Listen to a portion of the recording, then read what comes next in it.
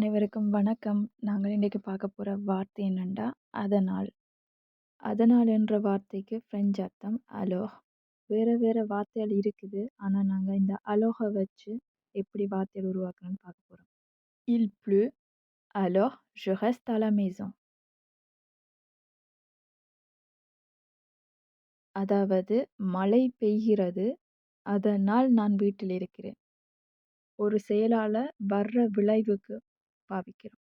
Elle a réussi, alors elle est contente. அவள் வெற்றி பெற்றுவிட்டாள், அதனால் அவள் மகிழ்ச்சியாயிருக்கிறாள். Je n'ai pas compris, alors je pose une question. எனக்கு புரியவில்லை, அதனால் நான் ஒரு கேள்வி கேட்கிறேன். Il pleut, alors je prends mon parapluie. மழை பெய்கிறது, அதனால் நான் குடையை எடுத்துக்கொள்கிறேன். உங்களுக்கு இது விளங்கிச்சா இல்லையான்னு நான் தெரிஞ்சு கொள்ளணும் தானே? சரி வாங்க, நான் உங்களுக்கு ஒரு ஹோம்வொர்க் தரேன். Faites-moi une phrase en utilisant alors.